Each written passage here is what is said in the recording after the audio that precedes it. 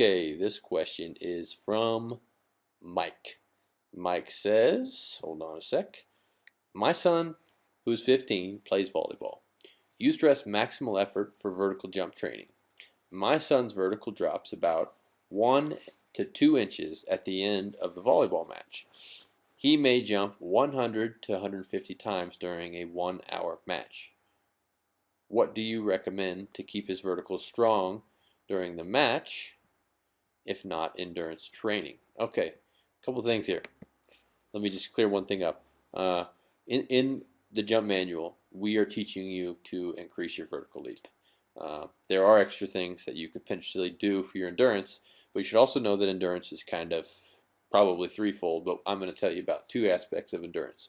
One, you have aerobic endurance, and aerobic endurance is running solid state at a low level. So that means all your energy is coming from oxygen, and it's a specific type of endurance.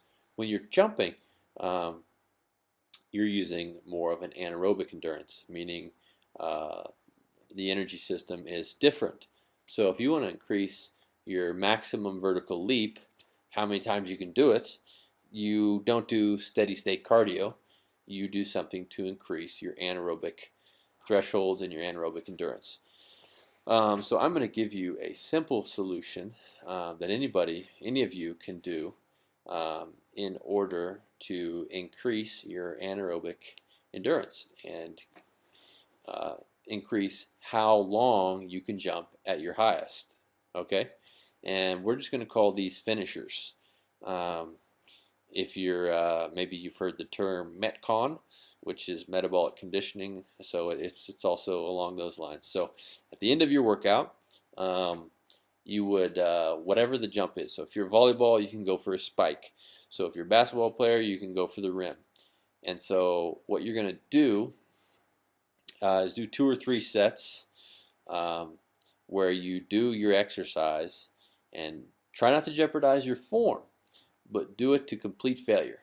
And so you're just going to do your jump until you can't do it anymore. And if you want to have some fun with it, you can see, how many times, how high your jumps are. You can measure them all. Or you could see how many jumps you could do in a minute or 2 minutes, or you could see how many jumps you could do consecutively before you just drop to the floor.